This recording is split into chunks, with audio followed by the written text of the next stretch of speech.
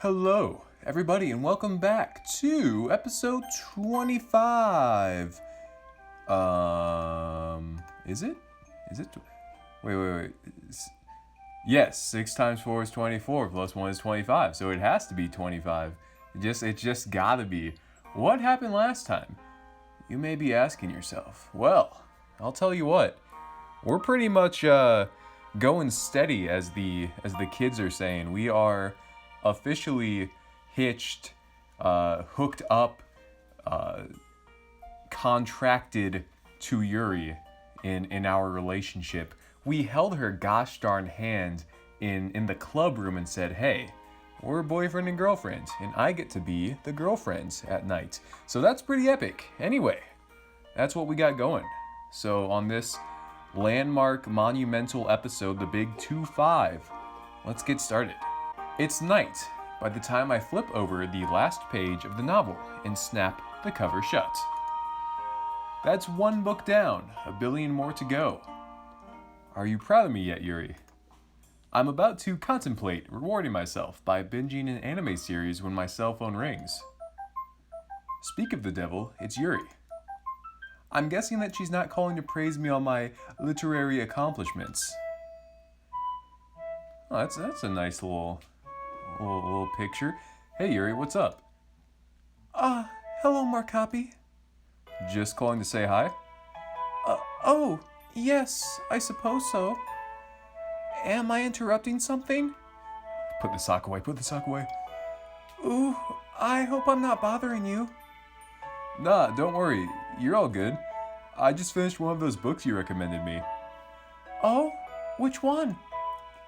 It was that translated story about the thief who gets released from jail and becomes obsessed with the other people who put him there. And how did you like it? I think I liked it overall, but it kind of made me feel a bit depressed too. How so? Well, the protagonist definitely isn't totally moral himself. I mean, he's a thief and ends up killing people by the end. But I couldn't help sympathizing with him. Oh no, we're simps. He lost everything while in jail, even his family, and just couldn't find his way back into society. It is true that he absolutely couldn't help but slip back into his old ways, though. I guess not. He did have a mentor who gave him shelter and advice. Still, I found myself agreeing with him when he started to become a sort of anarchist revolutionary. I suppose you commiserated with the lack of justice from the protagonist's point of view. Yeah, I did like how ironic the ending was. The main character spends the whole book calling his enemies traitors and dogs, but in the end gets killed by police dogs. I think that I would agree with you on the story being a rather melancholic one. It's quite the existential bit of literature. However, I do disagree with the protagonist's action myself. The way I see it, while the main character's life is unfair in some aspects, he also uses his anger and anarchistic ideas to hide his own flawed character. After all, the story employs first-person narration and stream of consciousness, so there's an element of an unreliable narrator there. God, doing that voice for that long of a sentence, it just wraps my brain into a small little ball and throws it out the window. That's true. He did try justifying some pretty bad things. But in the end, death is the greatest equalizer. And come, just as the protagonist dies, so shall his supposed enemies. It really makes you think about the futility of life. Yeah. I don't really know what I'm supposed to say to that. Man, what a depressing turn this conversation's taken. Do you think the main character could have changed, though? I mean, if he were a real person or something? Well, it's not as though people are locked into certain personalities and dispositions at birth. I believe that people's experiences can deeply change how they see the world. The main character certainly had the ability to change, but all the events that happened to him caused him to become... What the fuck is that word? Misanthropic? Misanthropic? And embittered. I'd agree with that. This kind of touches on the nature versus nurture debate too, right? Nature versus nurture. One of the biggest questions regarding the human condition. I'm inclined to focus on how people's environments affect them, rather than on what they're genetically predisposed to do myself.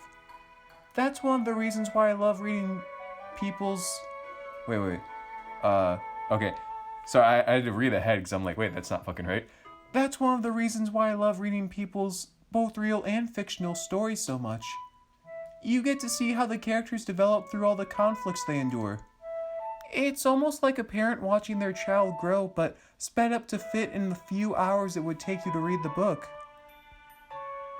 It might only take you a few hours, but it'd probably take me much longer than that. It doesn't seem to take a long time when you become completely absorbed by the story. And what's amazing about literature is that it can even make you sympathize with despicable people by showing you how their mindsets are warped by their experiences. Alright, I'm gonna need some water after this dialogue-heavy phone conversation.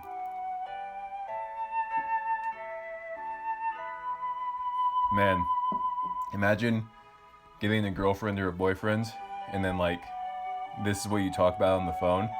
I mean, yeah, I guess it's interesting, but still, like, maybe since I'm doing both parts of the conversation and my voice is just, like, gone, but I don't know, I'm rambling. Back to the Markapi, who is saying, but how do you know how much of a person's personality can be attributed to nature or nurture? There's no real way you can measure that kind of thing. Oh, good point. What if your brain is wired in a way that makes you more likely to enjoy things like literature and tea?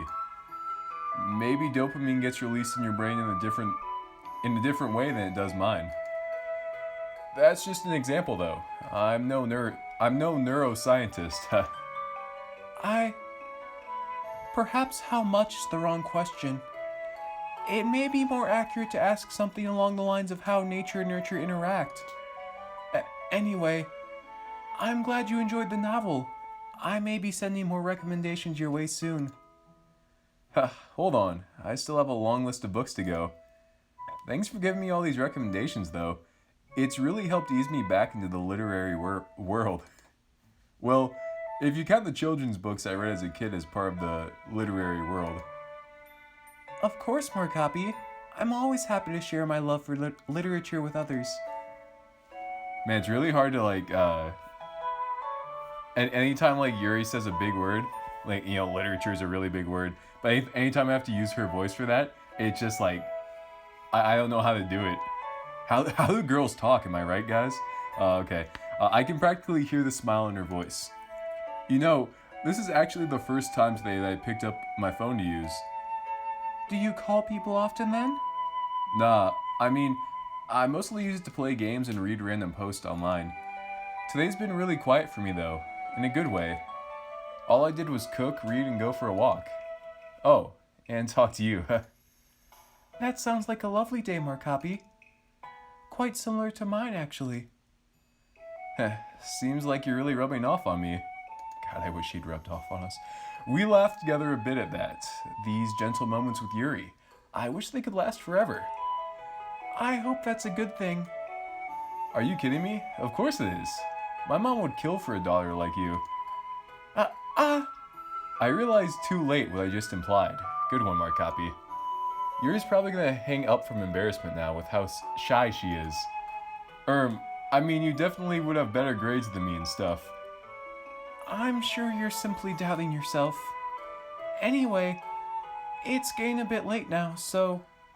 Yeah, well, I'll talk to you later. See you in school, Markapi. See ya. Smooth, Markapi, smooth. Nice.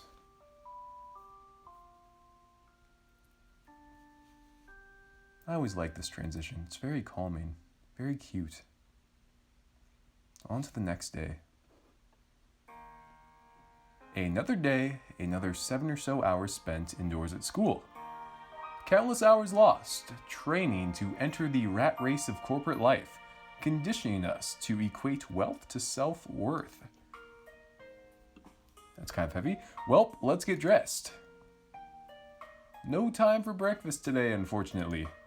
I'm not going to degrade myself by running around with toast in my mouth either, so an empty stomach it is. Maybe I can grab a coffee from a vending machine somewhere. I wouldn't mind snagging bread from the school store either. Melon bread has always been my favorite, if a bit childish. Sayori's always liked it a lot too. Well, I guess she'd like any kind of sweet bread. Ooh, curry bread is really good as well. It's definitely a comfort food to me. Fried bread with a curry filling. Man, I'm making myself hungry. You're only torturing yourself here, Markapi. I can't help but feel something... I don't feel comfortable saying this word in today's social climate. I can't help but feel something tickling at the back of my mind. It's a weird, nebulous feeling, like something's just a bit off. Don't tell me, I forgot something. Quickly, hoisting my bag in my arms, I rifle through its contents. Nope, looks like all my homework and workbooks are here. Well, no use driving myself crazy over it. If I have all my stuff with me, it can probably wait. It's probably not that important anyway. Interesting. Within a few minutes, the school comes into view. Wait a minute. I stop cold, mentally face-palming myself. I'm not walking with Sayori. Actually, I haven't walked to school with her in a while. Now that I think about it, the last time I walked with her was before winter break. By this time, I'm virtually in front of the school though, so it'd be total overkill to rush back just so I could walk with her. Besides, it's nearly time for school to start. If she isn't nearly here by now, she's gonna be late. And if I go back to look for her, I'll be late too. Feels a bit like I'm betraying her though.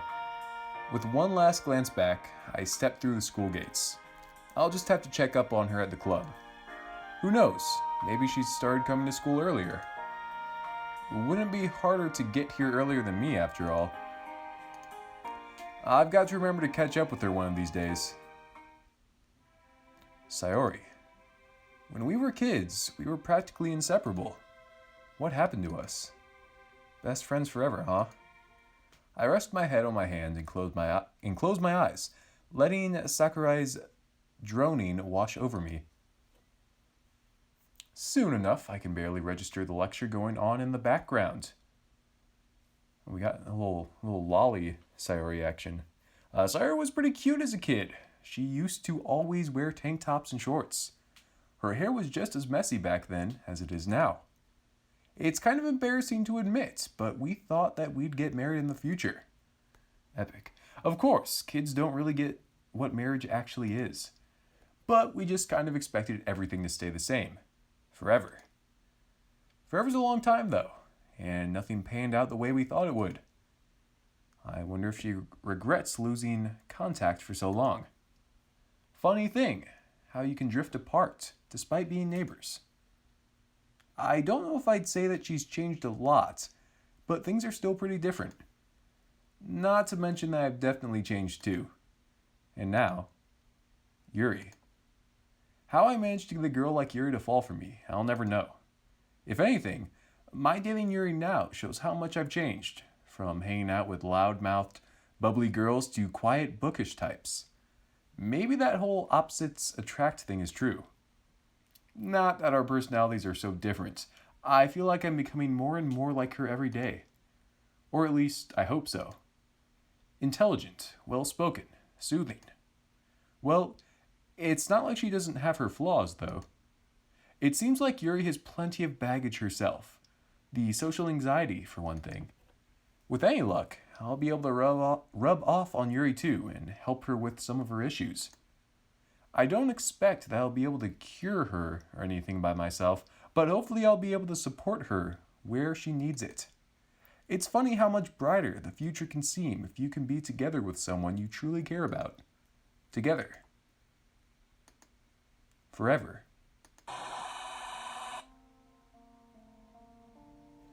Alright. Hitting us with that out of nowhere, trying to scare me. It's not gonna work. I didn't SHID my pant. My pants are not SHID.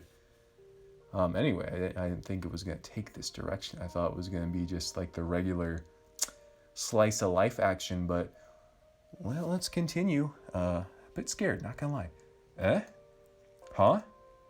Sayori? Is this just a dream, or is this gonna be like fourth wall action? You said we would be together forever. Wait, So why? but that was when we were kids. Why did you leave me all alone? I'm sorry, Is my friendship not enough? I don't know what happened. I thought that you said you wanted me around again. When we started walking together again. But I guess I was wrong. No, that's not it.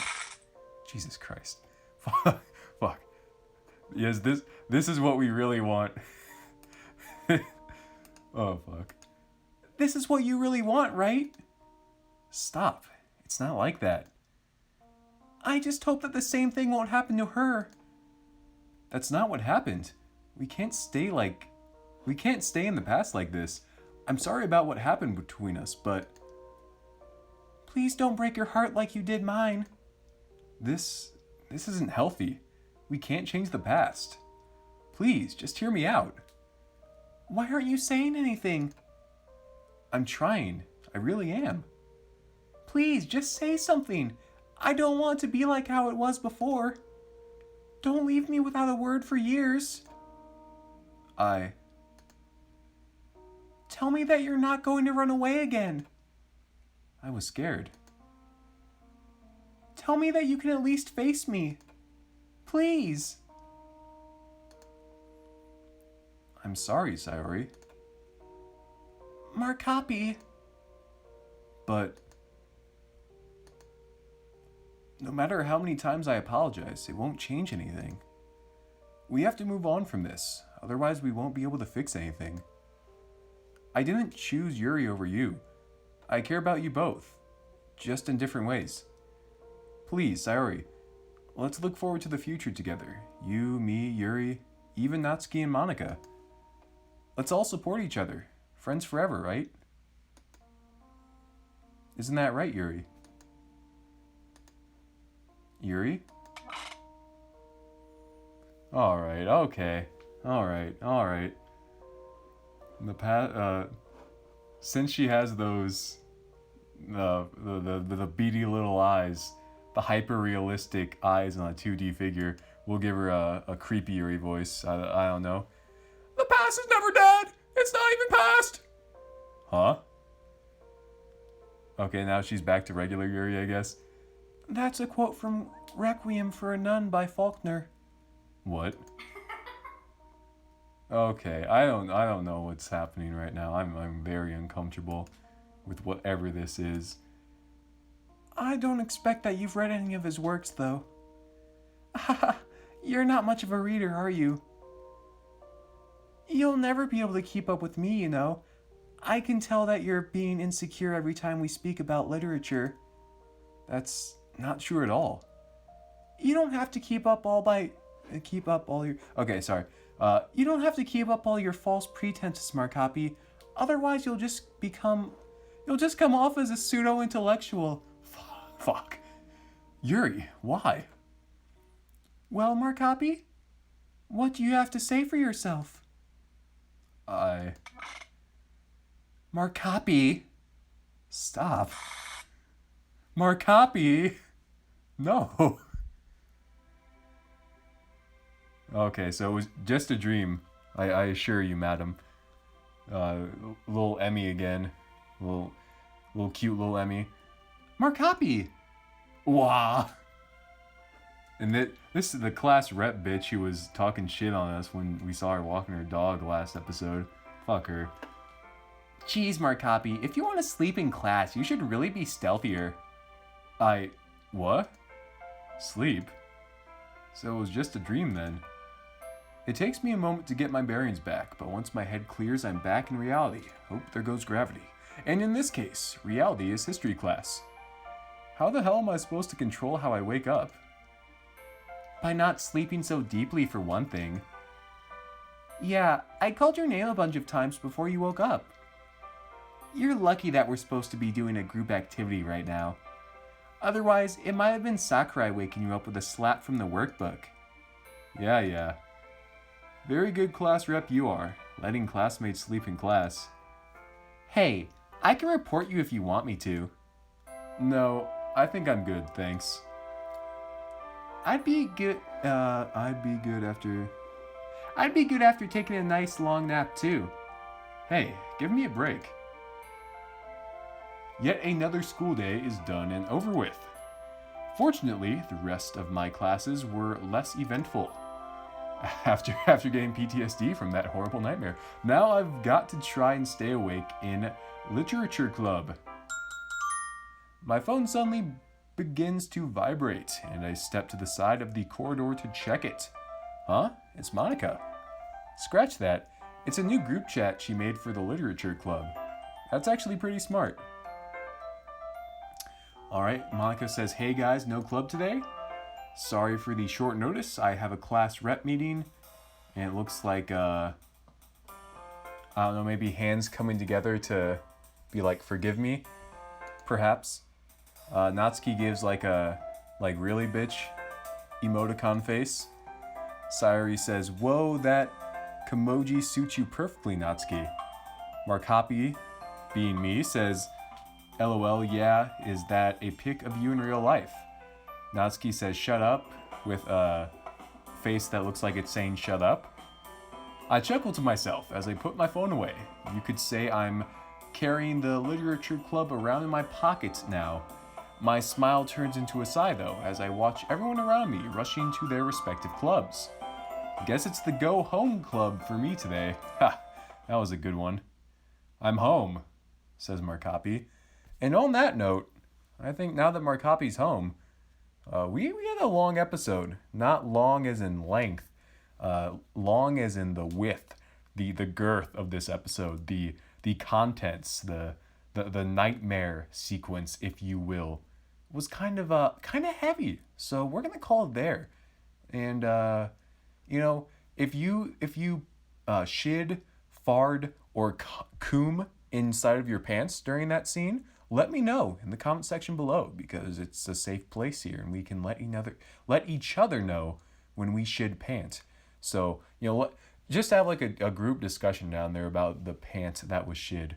Anyway, that's going to do it for me. 4 favors. Now, go. Please like, comment, subscribe, and as always, help me find a girlfriend. And bye-bye.